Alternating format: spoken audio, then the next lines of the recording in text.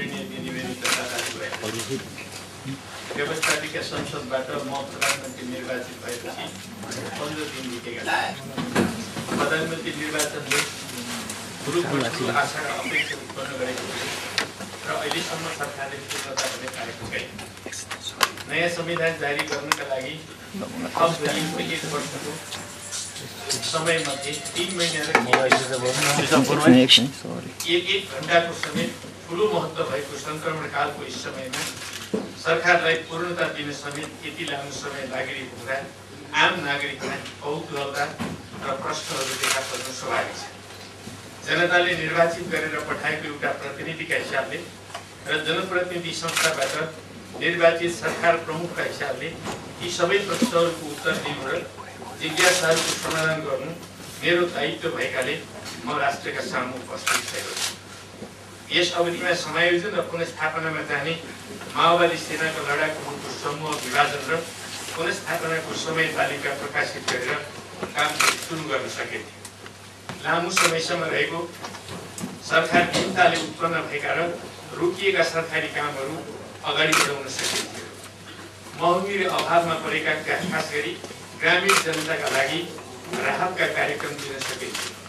तर सरकारलाई पूर्णता दिने कामले अल्झिनु परेको भए पनि केही दिनभित्रै सरकारले यी कामहरू आरम्भ गर्ने प्रतिबद्धता जाहेर गर्दछ। कष्टसाध्य प्रयत्नको परिणामस्वरूप 7 महिना लामो अन्यल र गतिरोधलाई अन्त्य गरी नयाँ सरकारता दिएर मुलुकलाई शान्ति र संविधान दिने हाम्रो सङ्कल्प छ। यसलाई पुरा गर्नु एउटा नियमित सरकार सञ्चालन गर्न जस्तो सहज छैन। यसलाई बिथोलेर आफ्ना संकीर्ण स्वार्थ पुरा गर्न चाहने प्रयास पनि सँगसँगै हुन सक्ने यथार्थप्रति हामी जानकार नै छौँ। यस घडीमा जिम्मेवार राजनीतिक दलहरूसहित सिङ्गो राष्ट्र संयम, धैर्य र विवेकका साथ प्रस्तुत भएर सबै समस्या र चुनौतीको सामना गर्नु आवश्यक छ। प्रधानमन्त्रीका हैसियतमा म त्यस निम्ति सतत प्रयत्नशील रहेको छु। शान्ति र संविधानको राष्ट्रिय कार्यभार पुरा गर्न हाम्रा अगाडि सहमति बाहेक अर्को बाटो छैन। मैले त्यसका लागि विभिन्न तह र स्तरमा प्रयत्न गरिरहेको छु। हाम्रो अगाडि लोकतन्त्रको सुदृढीकरण र जनताको समृद्धि बाहेक अर्को कुनै एजेन्डा र स्वार्थ पनि छैन। तर सहमति राजनीतिको यस प्रयत्नलाई कसैबाट मेरो कमजोरीका रूपमा बुझ्ने काम नहोस् भन्ने कुरामा म जोड दिन चाहन्छु। दिदीबहिनी तथा दाजुभाइ, नेपाली जनताले एउटा महान क्रान्ति सम्पन्न गरेका छन्, तर त्यो क्रान्ति संस्थागत भइसकेको छैन। हामीसँग साँच्चीकै नयाँ नेपालको उज्जवल सम्भावना छ, तर त्यो चुनौतीहीन छैन। प्रतिक्रान्तिकारी शक्तिहरूमाथि नेपाली जनताले विजय पाएका छन्, तर सङ्घर्षको सबै हिसाब किताब चुक्ता भएको छैन। जुनसुकै क्रान्ति जस्तै हाम्रो क्रान्ति पनि एउटा युगान्तकारी घटना भएको हुँदा पुरानो युगका आग्रह, स्वार्थ र कुण्ठाहरू एकसाथ मिलेर क्रान्तिलाई संस्थागत गर्ने प्रक्रियामा अप्ठ्यारो पार्नुपर्छ। यसका लागि एउटै सामान्य उपाय छ, क्रान्तिका सबै शक्तिहरू एकजुट हुनु र क्रान्तिको पक्षमा उभिनु। यसो गरेर मात्र हामीले शान्तिपूर्ण जनक्रान्तिका उपलब्धिहरूलाई संस्थागत गर्न सक्नेछौँ। तसर्थ परिवर्तनका हिमायती शक्तिहरूलाई एकताबद्ध भएर सरकारसँग हातमा हात र काँधमा काँध मिलाएर अघि बढ्न म आह्वान गर्दछु। हाम्रा अगाडि जिम्मेवारीका केही प्रष्ट मानकहरू छन्। भावी संविधान लोकतान्त्रिक हुनु अनिवार्य छ। त्यो सामाजिक न्यायमा आधारित हुनेछ। त्यो संविधानको निर्माण राजनीतिक पार्टीहरूका बीच न्यूनतम सहमतिमा मात्रै सम्भव छ। यसका लागि शान्ति प्रक्रियाको टुङ्गो लागिसक्नुपर्छ। यी सबै कामका लागि एकीकृत नेकपा माओवादीको सहमति अनिवार्य छ। एउटा हिंसात्मक विद्रोही शक्तिका रूपमा विकसित भएको माओवादी शान्ति प्रक्रियाको जुन बिन्दुसम्म आएको छ त्यसलाई सम्मान गर्नुपर्छ र शान्ति प्रक्रिया पुरा गर्ने र पूर्ण रूपले लोकतान्त्रिक प्रक्रियामा आउने उसका सार्वजनिक प्रतिबद्धतालाई सघाउनुपर्छ। यो समझदारीलाई कार्यान्वयन गराउनु वा सघाउनु मुलुकको प्रधानमन्त्रीका हिसाबले मेरो कर्तव्य। सर्वसाधारण जनताले समेत राम्ररी बुझेका यिनै तथ्यहरूले सरकारका भावी कामहरूलाई मार्गदर्शन गर्नेछन्। गत माघ 20 गते गरिएको 7 दिने सहमति नेपाली जनताले 60 वर्षसम्म गरेको त्याग र बलिदानले प्राप्त गरेको सङ्घीय लोकतान्त्रिक गणतन्त्रलाई संस्थागत गर्ने एउटा पहल गरेको थियो। त्यो कुनै तथाकथित वाम ध्रुवीकरणको अभिप्राय थिएन र केवल दुई पार्टीका बीच बाँडचुँडको प्रपञ्च पनि थिएन। त्यसैले उक्त सहमतिबारे उठेका भ्रम र अस्पष्टताहरूको स्पष्टीकरणका रूपमा नेकपा एमाले र एकीकृत नेकपा माओवादीका अध्यक्षको तहबाटै अर्को संयुक्त वक्तव्य प्रकाशित भइसकेको छ। फेरि पनि त्यसबारेमा प्रश्नहरू मात्रै उठाइरहनु उचित छैन। मूलतः एकीकृत नेकपा माओवादी समेत अन्य पार्टीहरूको समर्थनमा नेकपा एमालेको नेतृत्वमा यो सरकारको गठन भएको छ। यसमा अन्य सबै राजनीतिक पार्टीहरूलाई सम्मानपूर्वक समावेश गर्ने र कसैका विरुद्ध मोर्चाबन्दी नगर्ने हाम्रो पार्टी नेकपा एमालेको घोषित नीति नै। यसै आधारमा एकीकृत नेकपा माओवादीसँग सहमति भएको छ। यो सहमतिलाई अझ बलियो आधारमा माथि उठाउनु र अन्य राजनीतिक दलहरूलाई समेत सम्मानजनक रूपले यसमा सामेल गर्दै अघि बढ्नु हाम्रो ध्येय हो भन्ने स्पष्ट छ। राजनीतिक पार्टीहरू बलिया भएनन् भने राष्ट्र बलियो हुँदैन। हामी समस्त लोकतान्त्रिक गणतान्त्रिक शक्तिहरू एकताबद्ध हुनु समयको माग। प्रधानमन्त्रीको निर्वाचनपछि रचनात्मक प्रतिपक्षमा रहने नेपाली कङ्ग्रेसको निर्णय आफैमा स्वागत योग्यता छ। तर संविधान सभाबाट नयाँ संविधान निर्माण गर्ने प्रक्रियाबाट गुज्रिरहेको नेपालको यो विशिष्ट अवस्था निर्वाचनमा विजयी हुने सत्ता पक्ष हुने र पराजित प्रतिपक्ष हुने सामान्य अवस्थाको जस्तो होइन।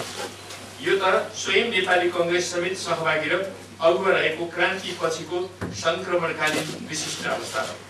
नेपाली कङ्ग्रेस प्रतिपक्षमा बसेर भन्दा सरकारमै रहेर शान्ति र संविधानका मुद्दामा धेरै योगदान हुन सक्छ। यस दिशामा नेपाली कङ्ग्रेसबाट सकारात्मक निर्णयका लागि हार्दिक अपिल गर्दछु।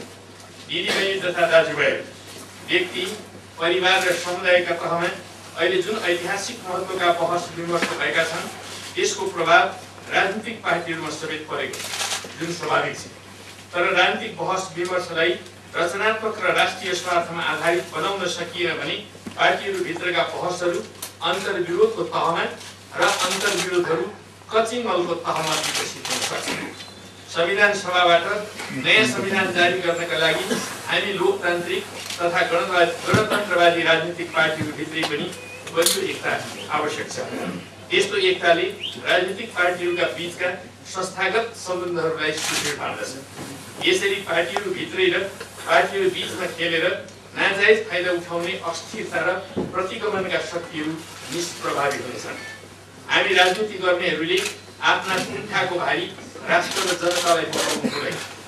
म सम्पूर्ण इमानका साथ भन्न चाहन्छु, मैले मुलुकले सुम्पेको काम अविभाजित व्यक्तित्वका साथ पुरा गर्नेछु। मलाई मेरा नैतिक प्रतिबद्धताबाट कसैले अलग्याउन चाहन्छ भने त्यो पुरा हुने छैन। राजनीति गर्ने हामीहरूबाट जनताले एकता, अग्रदृष्टि र दृढताको अपेक्षा गरेका छन्। हाम्रो अर्जुन दृष्टि नेपाली जनताले भोगिरहेको दुःख, शान्ति प्रक्रिया र संविधानमा हुनुपर्दछ। त्यसको साटो हामीले खुट्टा तानातान, आरोप प्रत्यारोप र कचिङ्गल मात्रै गर्यौँ भने जनताले हामीलाई माफी गर्ने छैन। नेपालको वर्तमान सङ्क्रमणकालीन अवस्थाको वाञ्छित अवतरण हामी नेपालीहरू, हाम्रा छिमेकीहरू तथा अन्तर्राष्ट्रिय समुदायको हितमा छ भन्ने कुरा सर्वप्रथम हामी आफैले बुझ्नुपर्छ र अरूलाई पनि बुझाउनु जरुरी छ। हामी अहिले शान्ति प्रक्रियाको अन्तिम घडीमा छौँ।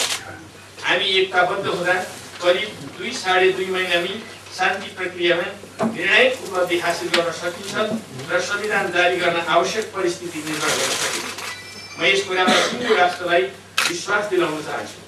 क्रान्तिका उपलब्धिहरूलाई संस्थागत गर्ने यस निर्णायक घडीमा हामीबाट हुने कमजोरीको असाधारण महँगो मूल्य मुलुकले तिर्न पाएको छ।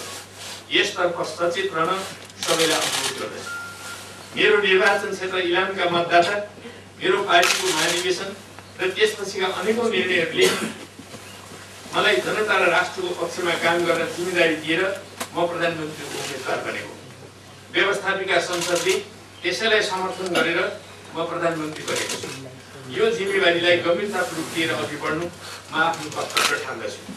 सरकारको स्थायी संयन्त्र, कर्मचारी तन्त्र सधैँ जिम्मेवार हुनुपर्दछ। अझ सङ्क्रमणकालीन राजनीतिक अवस्थामा राजनीतिक कमजोरीबाट उत्पन्न हुने अन्तर्विरोधहरू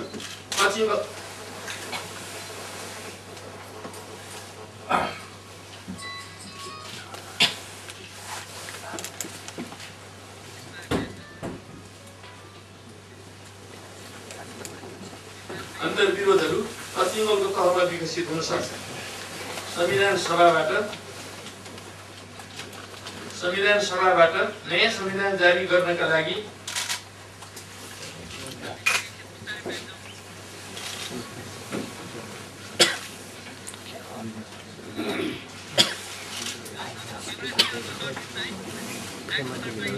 अझ संक्रमणकालीन राजनीतिक अवस्थामा राजनीतिक कमजोरीबाट उत्पन्न हुने जोखिमहरूबाट समेत उसले जनता र मुलुकलाई बचाउनु पर्छ।